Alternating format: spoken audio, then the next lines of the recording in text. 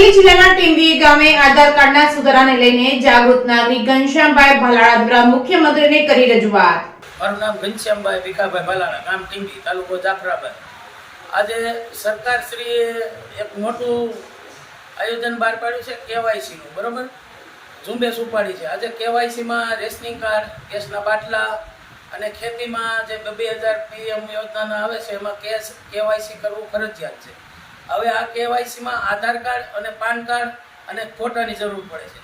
હવે આધાર કાર્ડમાં જન્મ તારીખમાં દાખલો સુધારવો હોય તો ગ્રામ પંચાયતનો લાલ કલરનો દાખલો માગે, બરોબર।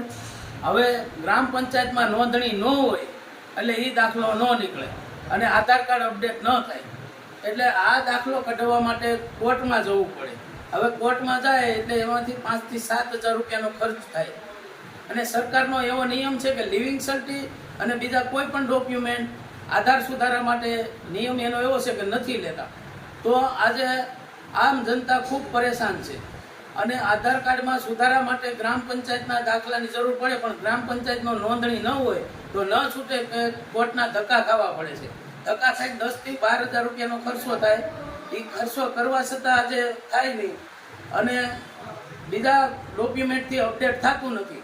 જે સરકારશ્રીને એટલું નિવેદન છે કે ડોક્યુમેન્ટમાં લિવિંગ સર્ટી અથવા જન્મ તારીખનો દાખલો અથવા તો બીજા પુરાવા સીટે કોઈ ચૂંટણી કાર્ડ એ અપડેટમાં આપે તો જ જનતાને ગ્રામ્ય લેવલે સુખાકારી મળે અને ખર્ચો ઓછો થાય, તાત્કાલિક અપડેટ થાય અને બધા લોકોનું કેવાયસી થાય।